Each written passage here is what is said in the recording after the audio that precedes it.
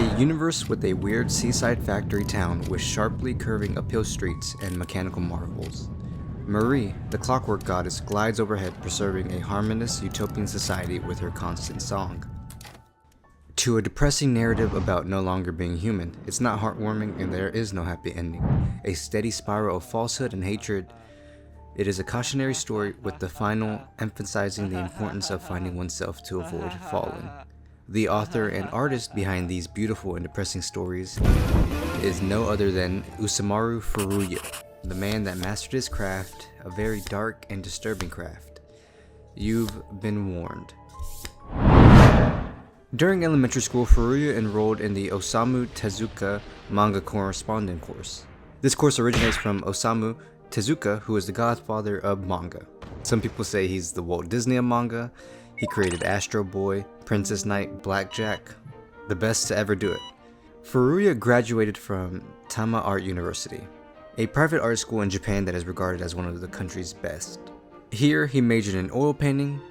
Furuya's road to manga was really uncommon. If you look at his work, I'm pretty sure you could tell. He studied sculpture and abstract three-dimensional figures while attending school.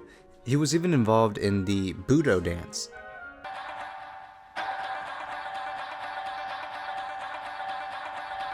Ew. While in college, he worked as a high school art teacher. Furuya's artwork is one of his most distinguishing characteristics. Furuya's unusual but beautiful drawings demonstrate his creativity as well as his ability to replicate and develop unique variations on established styles. Furuya works in a variety of manga genres and employs a wide range of artistic approaches, making his stories even more diverse and horrific. I'm serious. There's some sort of uncomfortable feeling I get when I read most of his work, but it's also very interesting. Usually when I read manga and I enjoy it, I go and look at what other works the author has done, and I probably shouldn't have. During college, his work evolved from figurative to eventually dealing with more abstract shapes. And after college, he still worked as a high school art teacher until he made his first ever manga in 1994. His debut and his first official works was the groundbreaking 4-panel gag strip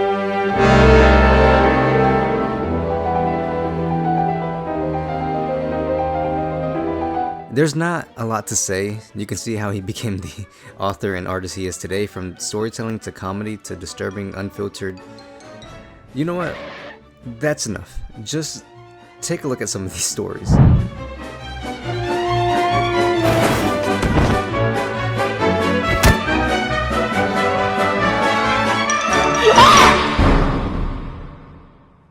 Believe it or not, but when Furuya created Palepoli, he had little knowledge of traditional manga style and techniques.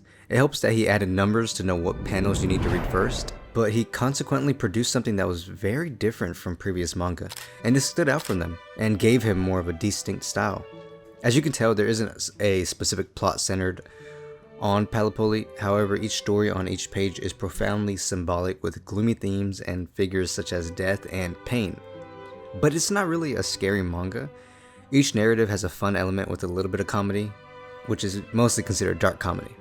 But as for the quality of humor in Palepoli, it's similar to comic strips, and I honestly don't really read this type of genre, and I don't really read a lot of comic strips, but I believe that it's extremely good and stands out among other mangas. It's funny and creative. The narrative contains a lot of dark comedy though, but it's still worth reading.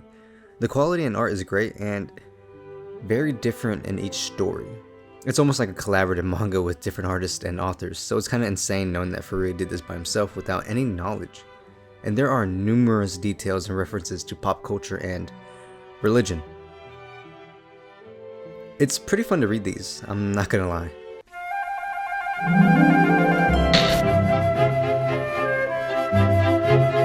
There isn't a way I can narrow this manga down since it's a gag manga and it consists of 1 or 2 pages of random stories that are kind of funny.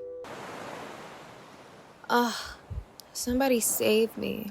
This situation is right out of a comic book. And I'm with this weird guy.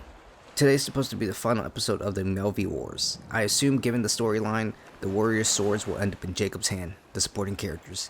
Chimera and Ella are so cute though. All he talks about is anime. I guess that means I'm safe though. What? It's God! Please let me be Please have Chimera and Ella selected as warriors in the final episode. Very well. Then I shall grant thy wish. There, all done. You sure did a good job. Teddy, I'll never be able to undo this. When tying someone's hand, this is a really effective method to use. Well, Teddy, you are a real expert. That's right, when I tie up pretty girls, I always do it this way. And even if they beg me to stop, I never do. To be really great and interesting, you have to be a little crazy. I just don't think one comes without the other. This is a perfect statement for Furuya in this manga. Furuya was actually asked by his editor to create shortcuts. I am grateful that the editor did ask this, because if he never did, Furuya wouldn't have gotten out of that 4 coma style and type panels that he was known for. Be it that he probably would have made something else, but I'm glad it was this manga. And did I ever mention that he was a high school teacher at this time? Yeah, I don't think I did.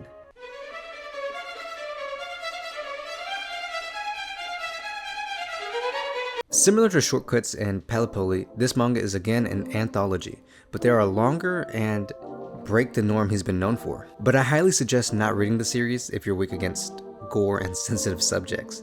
This manga fits under the Iroguro genre, which consists of explicit amount of nudity and gore. Most of his later work fits under this genre, so be careful.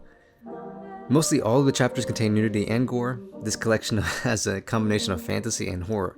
The stories are consistent and enjoyable, but I can't help but get a bitter taste in my mouth when reading them. I understand the principles and what they're teaching and portraying, but Furuya doesn't hold back. They all make a specific effect on the reader. This is exactly what happened with the majority of the short pieces. I'm sure Furuya, who illustrates the panels for himself, had a wild experience as well, given that he decided to sketch certain things I know were difficult and very hard to stomach. Well, for me. But yeah, I read a lot of gory manga and seen a lot of disturbing things, but I'm not trying to brag about it. And if you're one of those guys that watches live leak videos or gore videos and shows it to everyone and tells everyone to like watch this, or if they haven't watched it, they're lame, please go read a book or something, or find a hobby. Where was I again? Oh yeah. Furuya admitted that while writing Garden, he had a personal tension and was still afraid of paneling.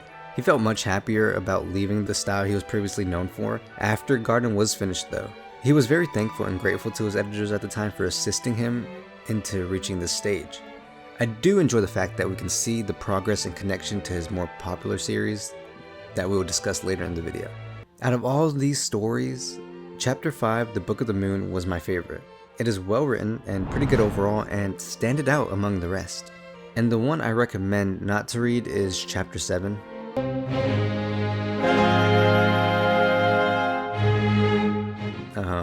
I don't really know what to say. Usually I write a script for the mangas I'm going to talk about, but on this it just says Emi-chan.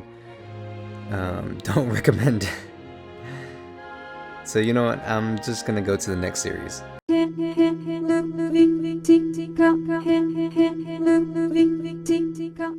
This is honestly a very beautiful and very confusing manga. Plastic Girl is a collection of short stories featuring the same character, a young girl struggling with adolescent issues such as bodily changes and negative parenting. This is merely one of the primary ideas. And of course, Furuya chooses a bizarre and unusual way to depict it. When Furuya was asked about this work, he said, "I wanted to be free of the paper." And you can definitely tell what he means by that. This story features more outside art than manga drawings. The frames aren't drawn like original or other mangas, rather they resemble real-world photos that have been placed in the artwork. The contrast between the vivid, colorful panels and the darker, more shadowed panels is actually pretty cool, and it shows Furuya's ability to transfer and change the tone very quickly. Even though most of the pages contain dark themes altogether, it's pretty nice to look at. And I'll horribly try to explain or attempt to explain the plot of this manga.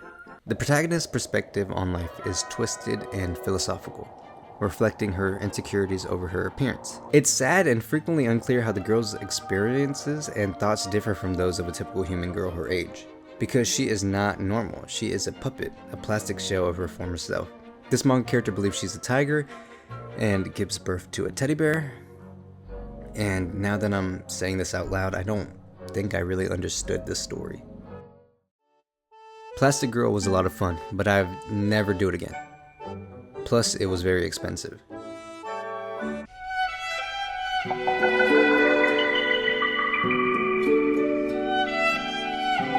I find it incredibly difficult to pull off world building, so this manga gets all the praises in the world. It's brilliant. Furuya's story revolves around a developing and detailed world for a postmodern paradise. Over time, he lays the groundwork for the plot that will eventually take shape within the manga, as well as the wider themes he hopes to address through the story: religion, belief, mystery. And as slow-paced as this manga may feel, the first half includes a few surprises to keep you interested. This story takes place on a futuristic planet, or not, since the technology is outdated, but everything is run by clockwork mechanisms that can't develop technically past a certain point. And no one is poor or angry. It's a utopia by any standards. And it's all overseen by Marie, a massive clockwork woman who flies in the sky. Kai can see Marie, and following an incident he had when he was 10, he can hear music that she apparently plays. But there's something more unnatural to this. Kai's bond is more like an obsession. Our main characters each have their own characteristics and perspectives on what they worship. That need for the unknown can be risky, but sometimes satisfying curiosity is worth the risk. It's natural to have these thoughts and ideas. If Marie is our god, why is she a machine? Who created her? What do we do when she finally breaks?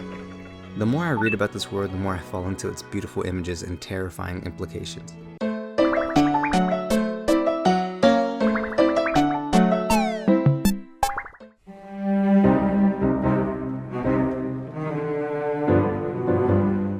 Jisatu Circle is based on a movie with the same name. I don't think I can say that, and I'm not going to. And it's the same premise, but the director of this film asked Furuya to make it into his own story, and all he did was take the first scene of the movie and included it in the manga, which is about 54 girls who all decide to jump in front of a train.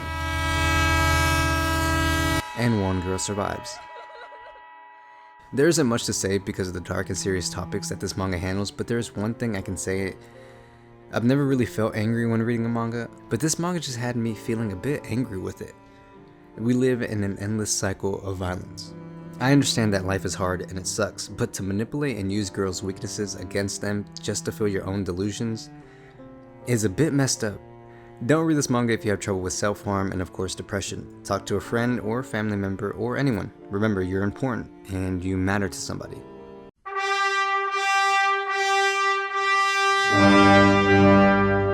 This is similar to his early works. They consist of written stories that are in the 4-koma style he was originally known for. My favorite chapter had to be chapter 3. There are no potato chips. What's going on? Where are the potato chips? Huh? Potato what now? What are you talking about?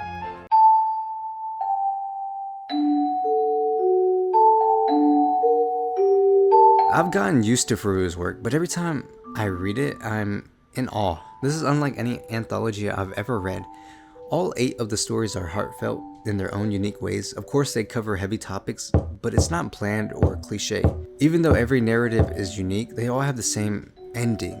You get this feeling of confusion or bitterness. These stories are tempting, and I was drawn in by these stories. Their portrayal of characters and the curiosity of what happens in these character lives, it made me want to keep reading, and I can't guarantee that you'll feel the same way. These are stories that only a few people can get behind. It isn't common or something you read before. All of them are like this. They all have a unique perspective on life as well as a distinct manner of thinking and existing. Commitment, affection, necessity, despair, pleasure, and grief are all present in these tales. And they belong to every character and story. Not a single character is flawless.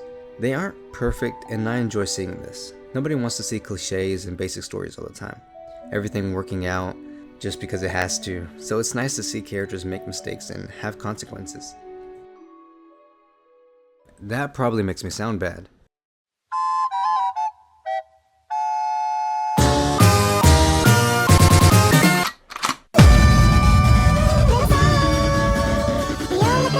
This is one of Furuya's most popular series, obviously because of the philosophy and religious references, but let's be honest, it's mainly the gore and characters and the events in the story. Lychee Hikaru Club centers on a student named Zera and his 8 followers as they try to develop the ultimate artificial intelligence. Why do they do this? Because Zera is obsessed with beauty, that's why. And dictatorships, or commanders and generals. So they spend a year making a robot whose whole purpose is to abduct beautiful girls. So what do you think happens? The worst possible thing. Although it sounds a little mediocre, the execution is honestly perfect and silly. It is almost something I've never seen before, and it deviates from the genre it is meant to be. This is more than just erotic images and gore. The Light Club is a metaphor for both society as a whole, and it's incredible how easily these characters are manipulated. Submit or perish. Zera has this hilarious pursuit of beauty and youth, and ultimately they have their own overwhelming innocence. In a weird way, I'm not validating their actions. I also saw that it was an adaptation of a theatrical play of the same name that was performed at Tokyo Grand Gulno Theater in 1985. It was also horror themed and revolved around violence and gore, but it was shut down because violence and gore isn't cool. Also, a fair warning for the series.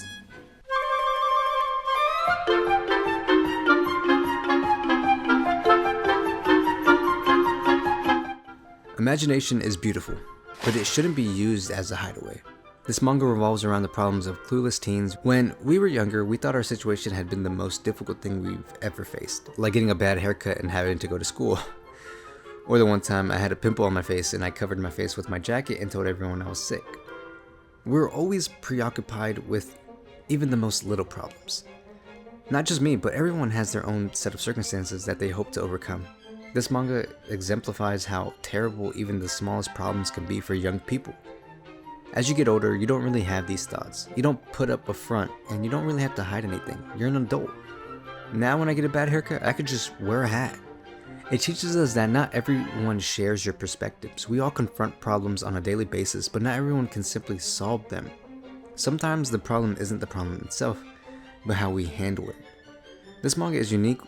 While the stories of each student are sometimes simple, the execution is not. We are forced to observe the problems from their perspective, which results in these cool surrealism and hypnotic visuals, which is awesome.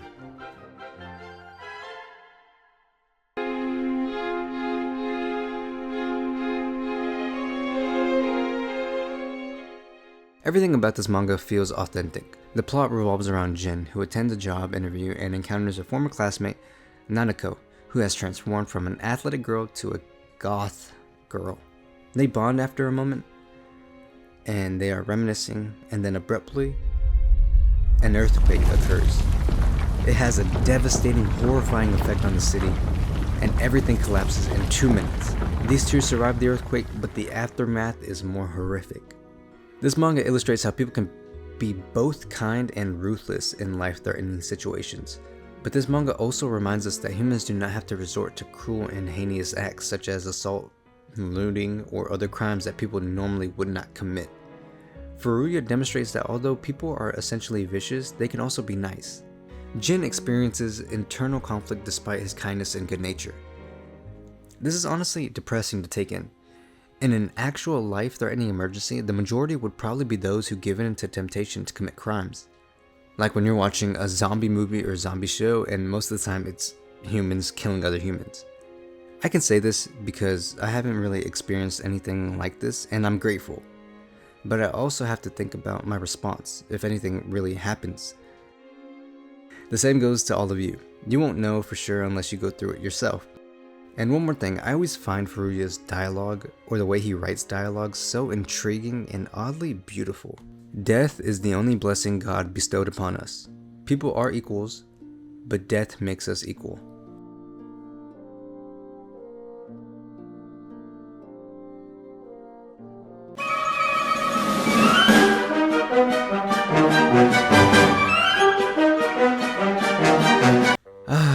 The Crusades. It was God's will. All of our sins would be forgiven. Were the Crusades justifiable? Depends, there were a couple, but I'm not here to talk about that. This is a story of a 12-year-old shepherd who receives God's message to reach Jerusalem and regain it, as many other had dreamed in 1212. Now, I did some careful research, all one Wikipedia page and found out that the Children's Crusades actually happened with a bit of factual and false information, but the intention for the Crusades were to peacefully convert Muslims in the Holy Land to Christianity. And even that was pretty bad. And the effect it had on children and women was also pretty bad. Now in this story, it begins with a small group of children, 13 to be exact. Most of them were unaware of the gravity of their position. While this is not historically accurate, Furuya says that his attempt was to appropriately represent the workings of those days and the challenges that people, particularly our young main characters, had to face. These children are purposely there and exist to demonstrate their point of views, and how their companionship is an illustration of actual society at the time. War and violence affects everybody. Everybody has a different perspective, no matter how young, how old. Everyone thinks differently, and everybody will have their own opinion and ways of acting in this moment. It's able to depict the primary issues they encountered along the way, as well as how optimistic everything initially seemed. Strength, logic, lust, trust, optimism, hatred, and faith. They all clash as these protagonists overcome their challenges and grow as a result.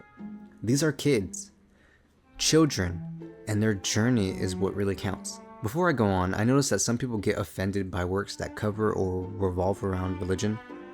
It personally never bothered me, and I kind of enjoy seeing them, as long as it isn't just fully on mocking religion.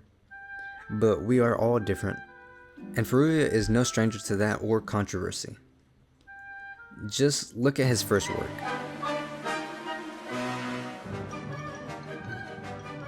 And you might be asking, why does he do this? Well, good thing he addressed this. I've heard that 80% of Americans is made up of anthropocentric and passionate Christians who deny the theory of evolution. Could this be a misconception on my part? Since Furuya was published by an underground manga magazine, Garo, he was able to do what he wanted, and he became a full-time mangaka after being a high school teacher. And believe it or not, a lot of manga authors or artists usually go this route, specifically because main manga magazines don't really give them the freedom to write whatever they want to or draw whatever they want to. Now back to the manga. Furuya was able to illustrate how helpless kids can defend themselves against the injustice and arrogance of adults, while also illustrating how a child's idea can completely ruin their environment. Each of them represent a different aspect of society, and when combined with their personal concerns and travel challenges, the situation gets out of hand. This is honestly unlike anything I've ever read before. The journey and the characters and the storytelling, all of it works beautifully. And of course it's pretty short, but it never felt rushed. Sure, it wasn't fully fleshed out, but I enjoyed it.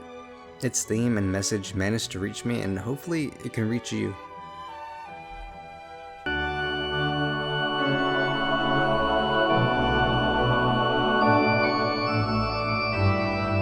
Hamura is a boy who loves drawing and is nicknamed Picasso because of his friend Chiaki, who tells him it's an honor to be named after him.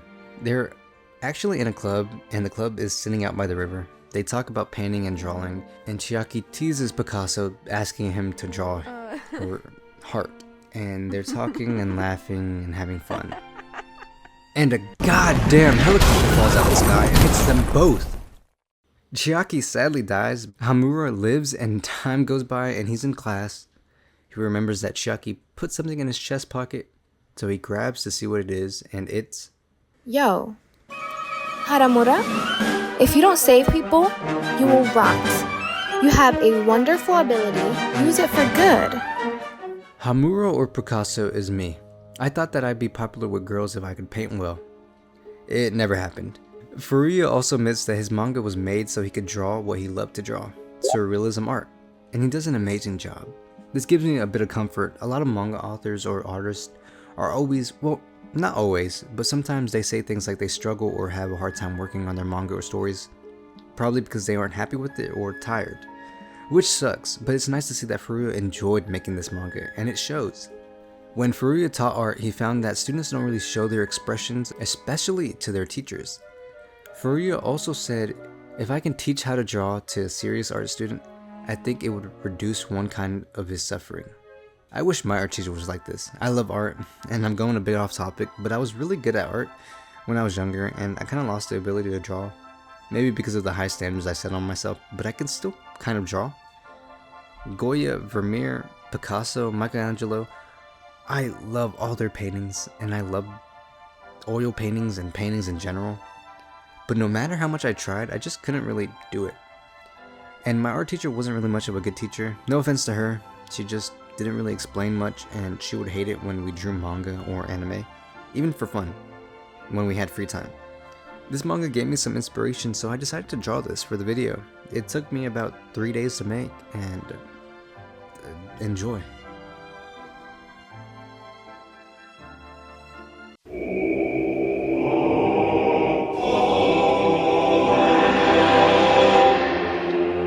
This story opens up with Furuya and is made in the point of view of Furuya. I'm off then. So that's it for today. Are you still working, boss? I haven't come up with the story for the next serial. Good luck, and good night. An Ouch Diary? Yoza Oba?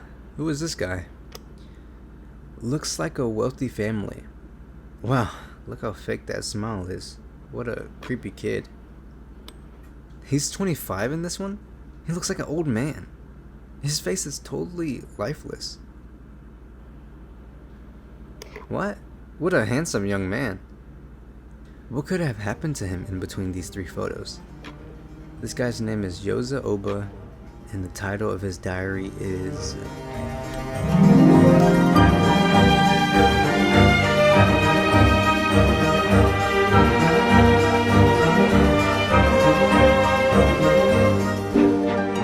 I didn't realize it was so late. I guess I ought to get some sleep. It's gotta be fake. I should call it quits for the night. Just a little more.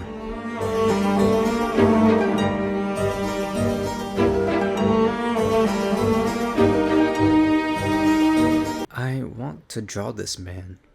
Read this manga, or read the novel, by Osamu Daiza, and be careful.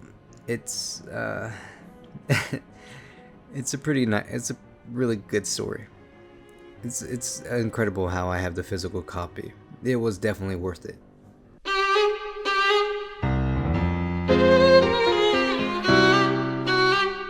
This is unlike any other manga he's made. It's very political and funny because they are in high school, but I recommend watching the live action. It's honestly a fun and refreshing story compared to the rest of his work.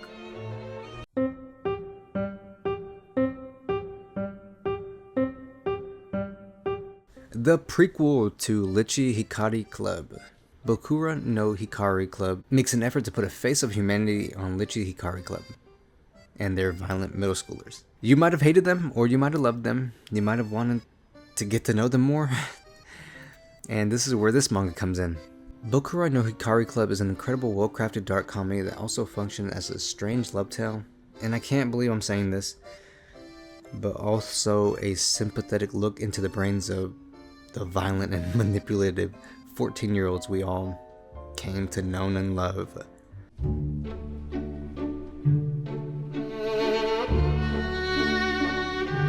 I want to be killed. It's not that I particularly want to die. After all, death is a very scary thing. But if I'm going to die no matter what, then I want to be killed by a beautiful high school girl. This is Higashi, and he has... How the hell do I pronounce that? Ada assassinophilia? Which means he is sexually aroused by the risk of being killed or killed. Here, let me explain. Being pushed off a cliff, or being pushed in front of a train, or being drugged and faking his death in a car is a no. Being killed by a high school girl's boyfriend is also a no. But being strangled to death, or stabbed to death, or beaten to death by a high school girl, that's a yes. Hopefully that explains everything. Higashi becomes a teacher and finds out who he wants to be killed by.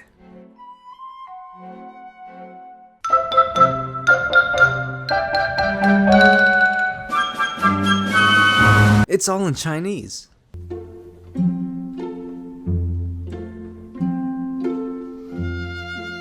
Amane Miyakata becomes a doll maker, and this story revolves around her 7 boy dolls.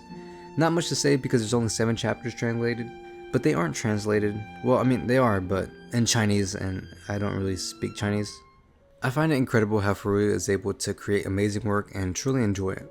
Of course, his early work is a lot different to his newer work. He still has his effect on them, and it's nice to see it.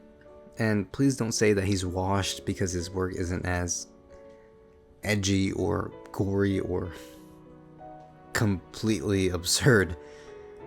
Furuya is a great artist and author, and I'm glad I made this video. I got to reread his work and dive a bit into his personal life. It may not be that much of a descent, but I didn't want to just focus on Furuya. That probably doesn't make sense, but basically I wanted to acknowledge his work and acknowledge how much effort he truly puts into his work, while including some fun facts here and there. So I'll let Furuya end this video off.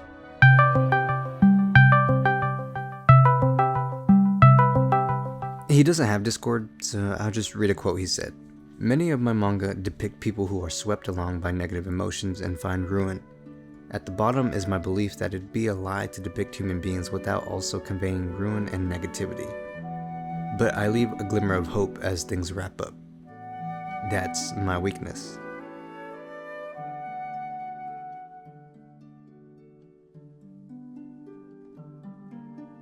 And one more. Human beings are terrifying.